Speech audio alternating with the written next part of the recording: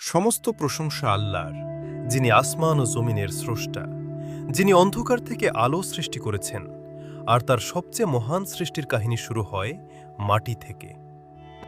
আল্লাহ তাআলা পৃথিবীর বিভিন্ন প্রান্তের মাটি একত্রিত করলেন, তারপর নিজ হাতে গড়লেন আদম আলাইহিসসালামকে এবং তার মধ্যে রূহ ফুঁকে দিলেন। সৃষ্টি হল মানবজাতির প্রথম মানুষ। আল্লাহ ফেরেশতাদের আদেশ দিলেন, আদমকে সিজদা করো। সকলেই সিজদা করল, কিন্তু ইবলিস অহংকারে অস্বীকার করল। সে বলল, আমি আগুনের তৈরি, আমি মাটির চেয়ে শ্রেষ্ঠ। এভাবেই অহংকার হল প্রথম পাপ। আল্লাহ আদম আলাইহিসসালামকে জান্নাতে স্থান দিলেন এবং তার সঙ্গিনী হিসেবে সৃষ্টি করলেন হাওয়া আলাইহিসসালামকে। জান্নাতের অপার শান্তিতে তারা বাস করতে লাগলেন, কিন্তু একটি গাছের কাছে যেতে নিষেধ ছিল। শয়তান কুমন্ত্রণা দিল, এই গাছের ফল খেলে তোমরা চিরস্থায়ী হবে, আর তারা সেই ভুল করে ফেললেন।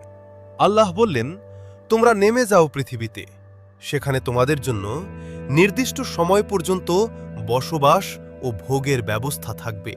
কিন্তু আদম আলাইহিসসালাম হতাশ হলেন না। তিনি কেঁদে কেঁদে আল্লাহর কাছে ক্ষমা চাইলেন। বললেন, হে আমাদের রব, আমরা নিজেদের উপর জুলুম করেছি। আপনি যদি ক্ষমা না করেন তবে আমরা ক্ষতিগ্রস্তদের অন্তর্ভুক্ত হব। আর আল্লাহ, যিনি পরম ক্ষমাশীল, তাকে ক্ষমা করে দিলেন। হযরত আদম আলাইহিসসালাম পৃথিবীতে আল্লাহর প্রথম খলিফা হিসেবে জীবন কাটালেন।